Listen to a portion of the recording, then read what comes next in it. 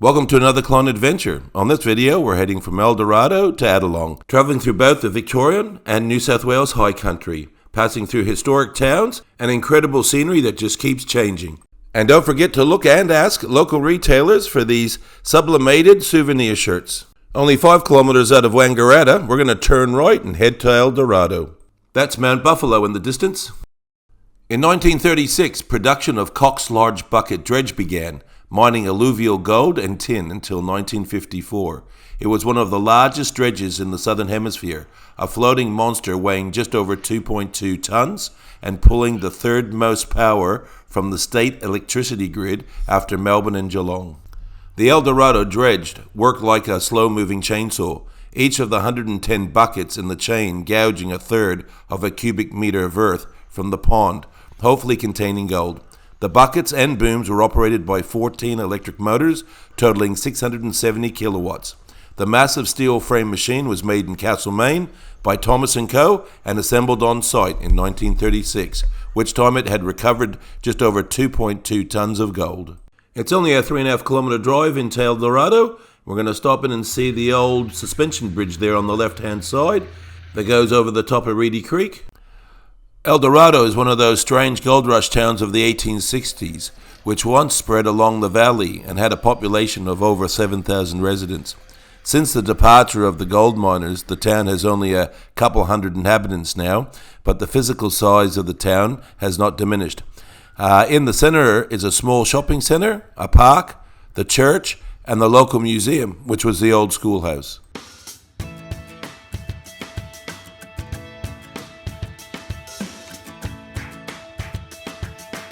Built in the 1860s, there were plans to demolish this historic schoolhouse, go figure, one of the oldest buildings in the town, until it was used as a venue for the Eldorado Museum.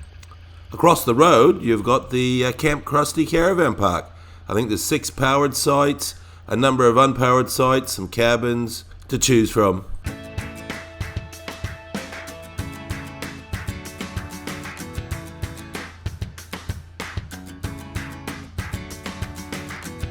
Time to leave Eldorado and head to Beechworth, which is only 24.2 kilometers away. This is Kangaroo Crossing through Reedy Creek.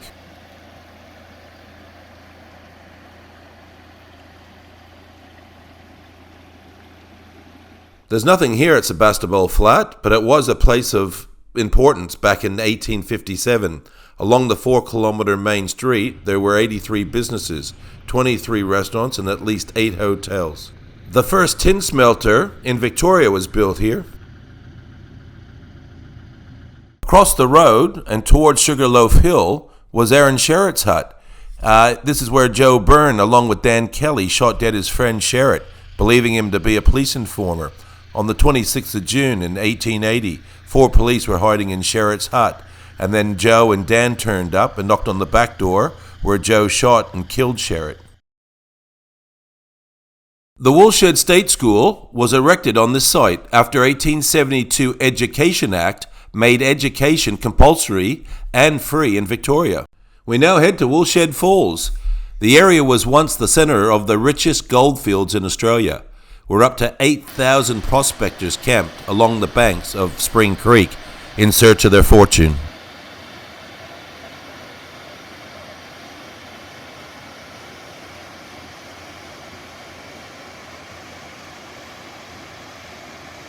Time to head to Beechworth, only 3 kilometres down the road. Beechworth is a historic gold town with a population of just over 3,000 people. The telegraph station was built in 1858 and is heritage listed.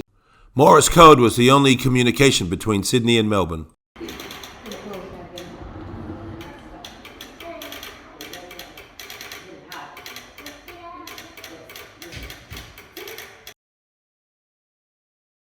This courthouse played a very key role during the Kelly outbreak of 1878 to 1880 as the location of more than 40 trials and hearings for the Kelly gang and its sympathisers.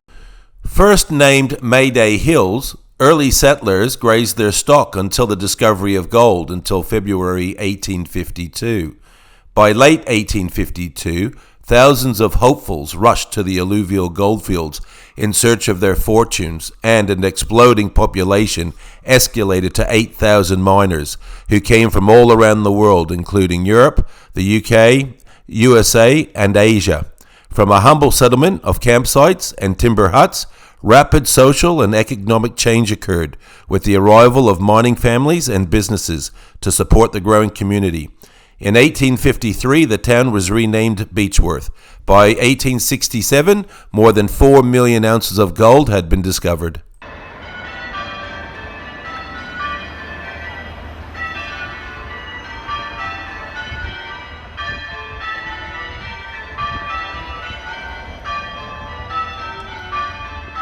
Make sure you go inside and check out the Golden Era service station. It's amazing, all the old memorabilia that he's got in here.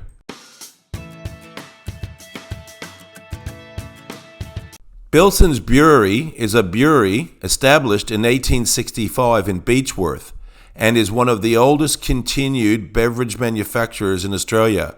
It operates from a complex of heritage buildings centered around Victorian Tower Brewery, constructed in 1872-1873. Nathan and Felicity, the new owners, had stumbled upon this dusty old brewery in Beechworth. From the moment they walked through the doors, they could see the full potential. With a lot of hard work over the last few years, they've brought it back to life. Good on you guys.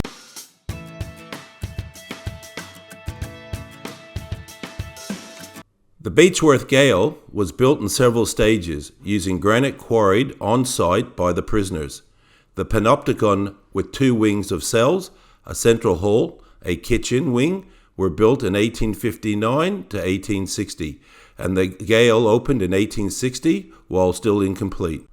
The capacity of the prison only had single cells for 36 prisoners. The capacity doubled when the building was completed in 1864. The historic Beechworth Prison closed in December 2004 after 144 years of being a prison. Beechworth Prison initially housed male and female prisoners. Female prisoners were assigned washing and needlework for government departments. Between 1865 and 1881, 8 executions were carried out at the prison. Ned Kelly served 6 months at the prison in 1870 to 71 for assault. He was again held there during his committal trial for murder in 1880. Kelly's mother, Ellen, and 2 associates of the Kelly family also served sentences at the prison in the late 1870s for the attempted murder of Constable Alexander Fitzpatrick. 20 suspected sympathizers of the Kelly gang were held in 1879 in an attempt to limit support to the Kelly gang. The iron gates were installed due to fears they may be attempts to break the sympathizers out of the prison. Between 1918 and 1925, the prison closed due to a lack of prisoners. It reopened as a reformatory for male repeat offenders between 1925 and 1951. In 1951, it became a training prison, focusing on rehabilitation and education. Time for a nice lunch. We choose to stay at the Lake Semble Caravan Park. You're allowed to have fires in fire pits. Time to head down to Bright, via Stanley and Mytrtleford. It's only 58 kilometres and should take about 50 minutes. Stanley was originally known as Snake Gully, or 9 Mile. Stanley was a bustling gold mining town during the 1850s and 60s. In 1857, the township was surveyed and officially named Stanley. By this stage, there were over 5,000 people residing in the district.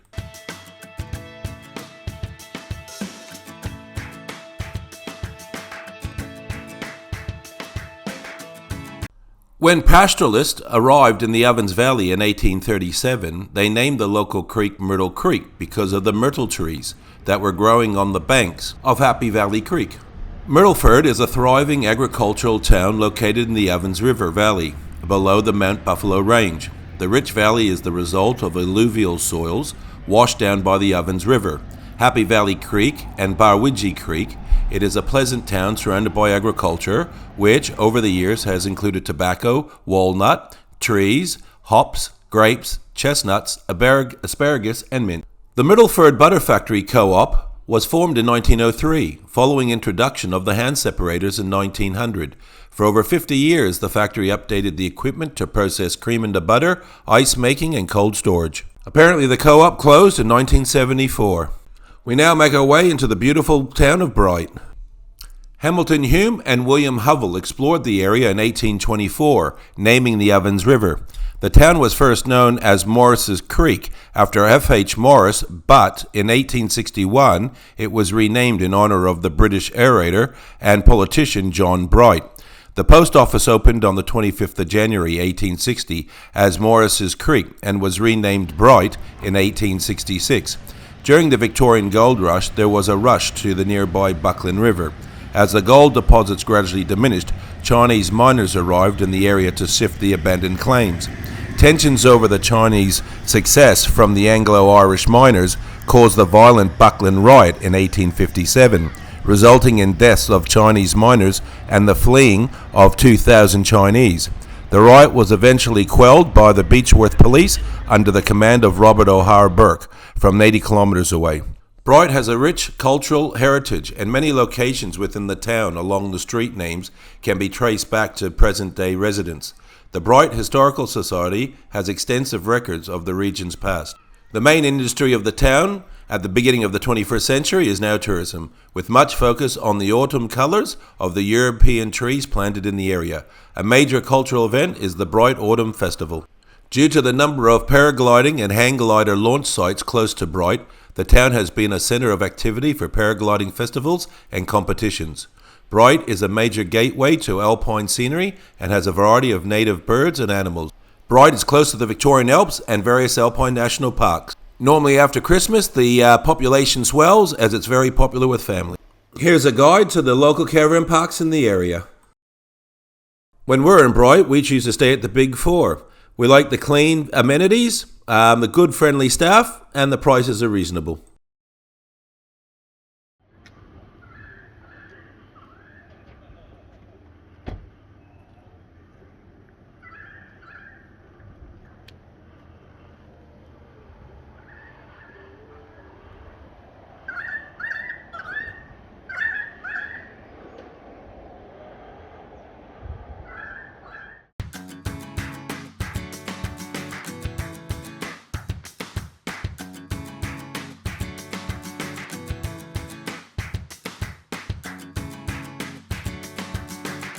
We're going to stay on the Great Alpine Way and head up to Harrietville.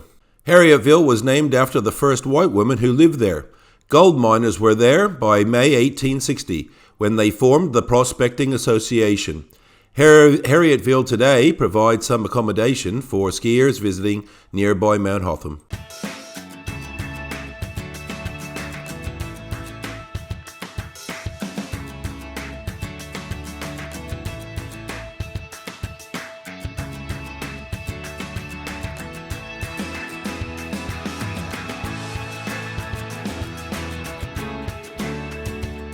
Dinner Plain is a distinctive village in Australia's only freehold land above the snowline.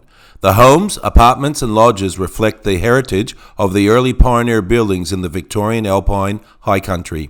Built of stone, timber and corrugated iron, and often boasting magnificent stone fireplaces, each blends in beautifully with the surrounding snow gums and the high plains landscape.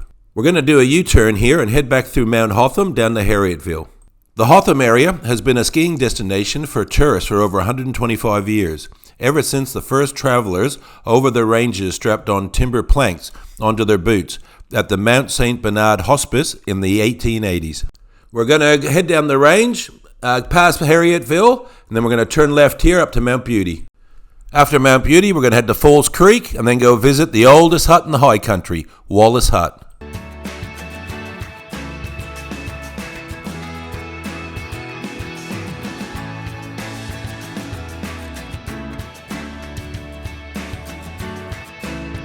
I picked the perfect day to get this photo of Mt Bogong that sits 1,984 meters above sea level.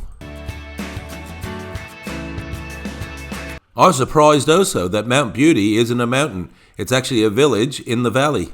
Mount Beauty was built by the government electricity utility, SEC, during the 1940s and 50s to house construction workers on the Kiwa hydroelectric scheme.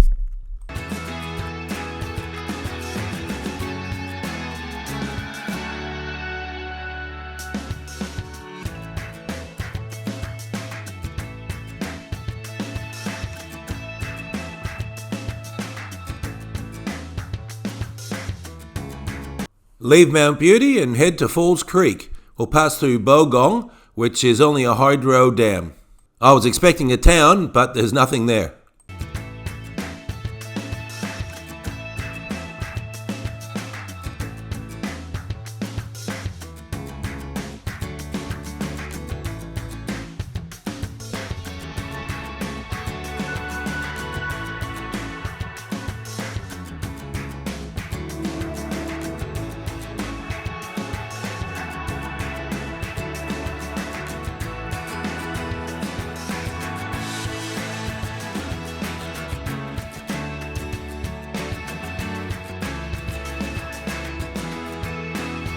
I was surprised on how quiet Falls Creek was. All that was here was mainly a lot of tradie vehicles, obviously doing maintenance for the preparation for the ski season.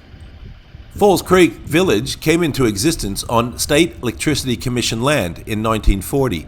The first ski lodge was built by the electricity workers in 1948. The first ski lift was built in 1951. A chairlift was constructed, the first in Australia, in 1957.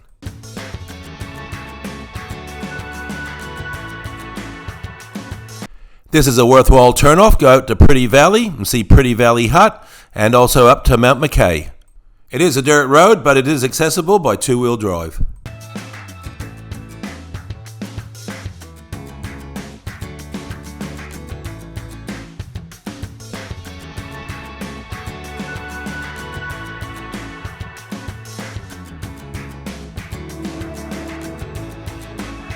That's Mount Feathertop, just over there through on the right-hand side. And that's Rocky Valley Dam in the distance. And this is Pretty Valley Pondage.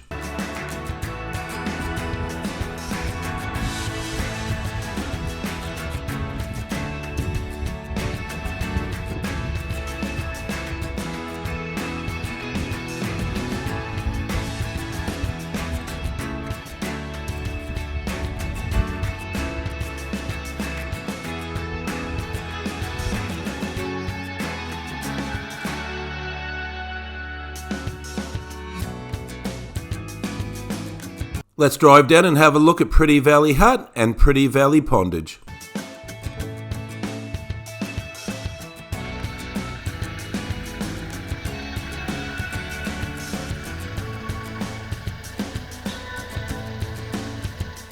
Pretty Valley Hut on the Bogong High Plains was built by the SCC as a refuge hut for the nearby Pretty Valley Pondage.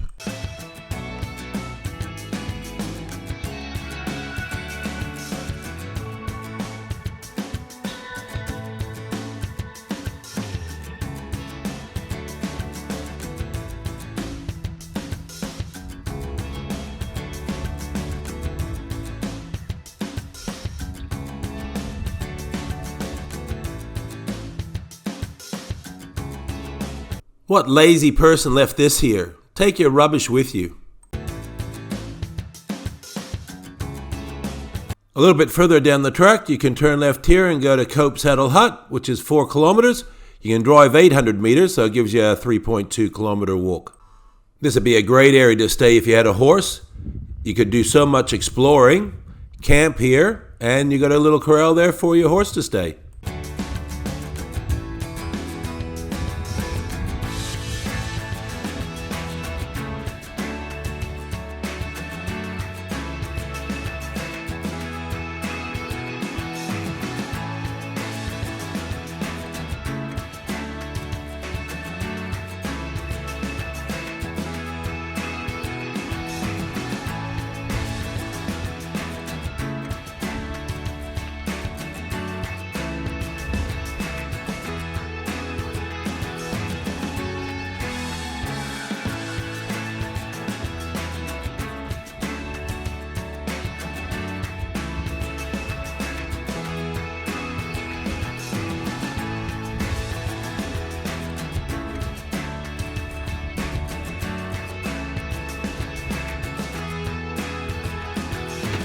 Here's a bit better look at a higher elevation.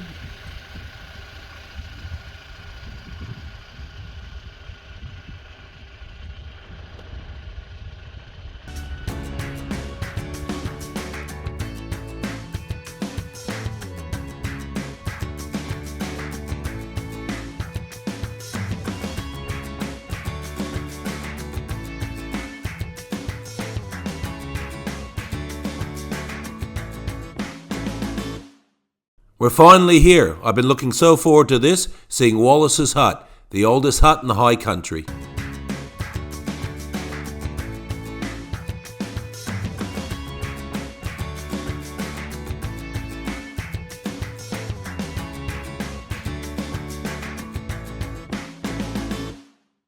Handmade in 1889 from snow gum slabs and roofed with woolly bark shingles, Wallace Hut has survived the extremes of the Victorian High Country. With simple tools, most likely a broadaxe and crosscut saw, brothers Arthur, William and Stuart Wallace built the hut with timber found in the local area. The Wallace family grazed their cattle on the Bogong High Plains between 1869 and 1914. Each year they would drive the stock up for 4 days to reach the summer feed. The hut provided welcome shelter for graziers after a long day in the saddle.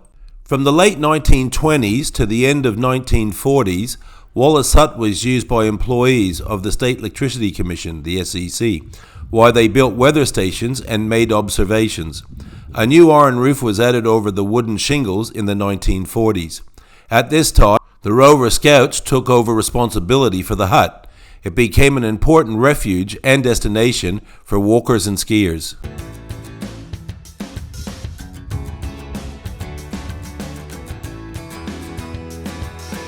Now leave Wallace's Hut. I'm going to go and have a look at McNamara's Hut. The drive along this Bogong High Plains Road is simply amazing.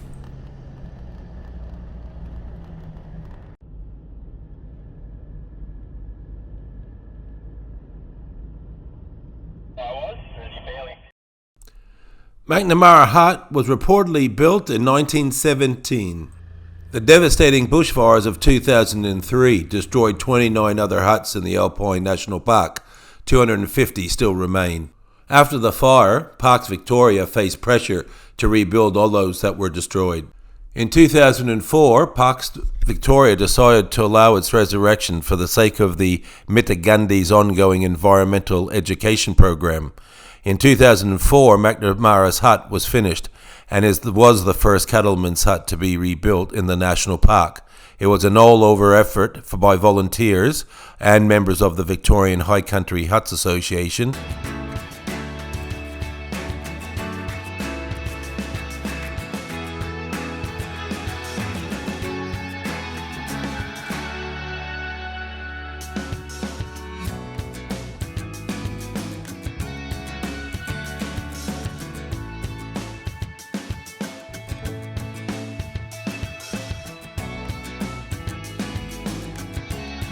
Make sure you don't touch anything that doesn't belong to you, and make sure you keep these doors closed.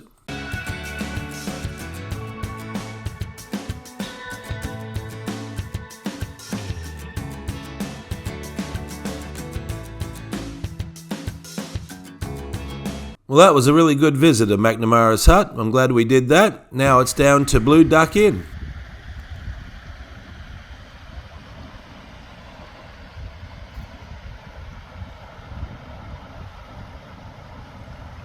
This is the Bogong High Plains Road that we had come down, and we come to this intersection where we're going to turn right and go down to Angler's Rest. It's only 11 kilometers, and not long before we're there, we crossed the bridge over the Mitta River, and there's a great campground there, but you can stay here at the Blue Duck Inn. They got accommodation. The pub's normally open. As you can see, it had 18 bedrooms there, but the pub was closed on this occasion. It had just been sold. And I heard it was purchased, and the new owners will be opening real soon in 2024. We're going to leave and head back up the Omeo Highway and get to Mitta. This way you would turn left to go to Falls Creek. That's where we just come from. But we're now in the Mitta and staying at the caravan park for tonight.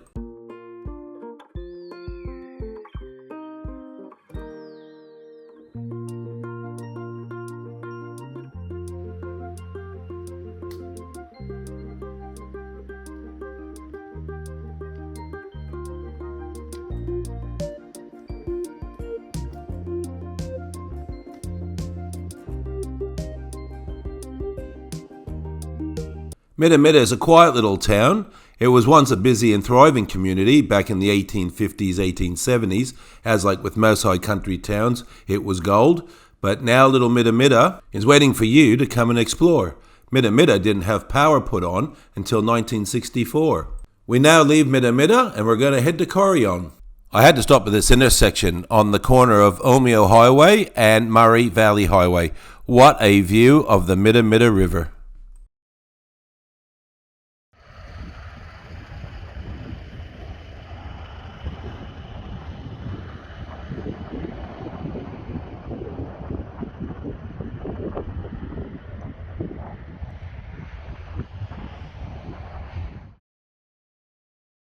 The Kotong pub itself has legend status in the district, starting out as an illegal wine shanty back in the 1800s when tin mining saw the area boom, while it also has had a stint as a boarding house.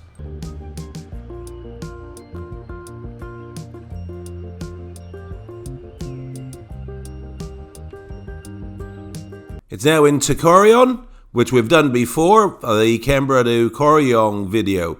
So we're just going to pass through Corryong today, but it's a great town to stop at.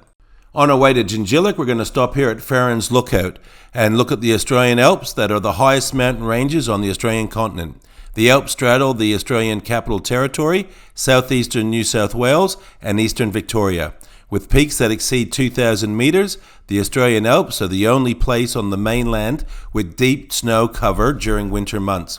The Australian Alps are part of the Great Dividing Range, the 3,000 kilometres of mountains, hills and highlands that run from northern Queensland down to central Victoria. Here you can see Mount Townsend, Mount Kosciuszko, Abbott Peak. Just down the road is Little Wawa. It was destroyed in the devastating 1939 bushfires and then rebuilt. The pub wasn't established until 1920. Only 7 kilometres to go and we're in Jingellic. The Murray River is the border between New South Wales and Victoria.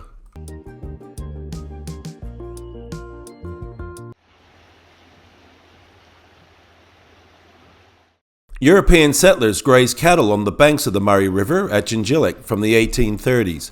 The first land grants were issued in the 1840s and 1850s. Jingellic Post Office opened on the 15th of September 1883. In 1920, a butter factory was established.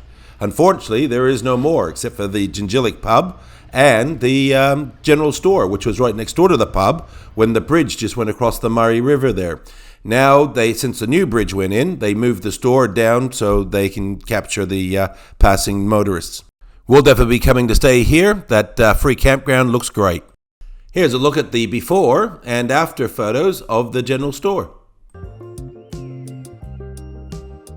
Time to leave Jingellic and head up to Tumbarumba and then Batlow and on to Adelong.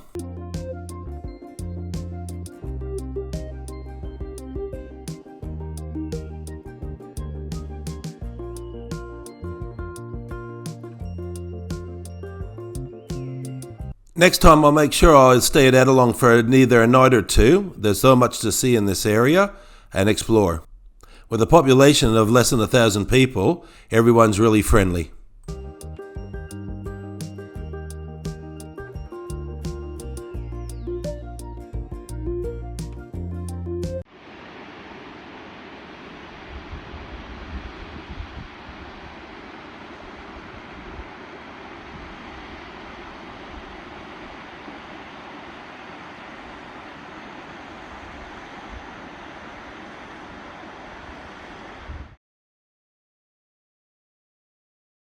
Thanks for watching another Clone Adventure. Don't forget to like and subscribe. See you on the next one.